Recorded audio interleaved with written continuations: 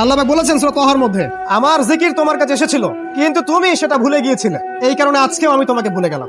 ওয়ামান আ'রাদা আন যিকরি ফাইন্না লাহু মাঈশাতান দানকা ওয়া নাহশুরুহু ইয়াওমাল কিয়ামাতি আ'মা।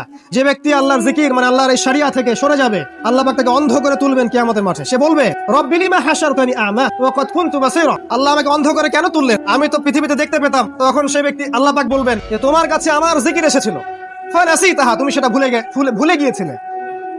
ফানাসিতাহা ওয়া কাযালিকা আল-ইয়াওমা তুনসা। আর এভাবে আজকে আমিও তোমাকে ভুলে গেলাম। নাউযুবিল্লাহ। এভাবে আপনি দুনিয়ার জন্য বাঁচতে পারেন অথবা আপনি পরকালের জন্য বাঁচতে পারেন। যদি আপনি পরকালের জন্য বাঁচেন, আল্লাহর জন্য বাঁচেন, তাহলে আপনার স্লোগানটা হবে এমন, ইন্নাস সালাতি ওয়া নুসুকি ওয়া মাহইয়ায়া ওয়া মামাতি লিল্লাহি রাব্বিল আলামিন। আল্লাহ, আমার সালাত, আমার সিয়াম বা আমার কুরবানি, আমার সালাত, আমার কুরবানি, আমার ত্যাগ, আমার জীবন, আমার মৃত্যু সবকিছু লিল্লাহি রাব্বিল আলামিন, জগৎ সমূহের প্রতিপালক আল্লাহর জন্য। যদি আমরা আল্লাহর জন্য বাঁচতে চাই তাহলে আল্লাহ এবং তার রাসূলের সমস্ত বিধান মেনে চলতে হবে, দ্যাটস অল। এবং জীবনের উদ্দেশ্য ফিক্স করতে হবে।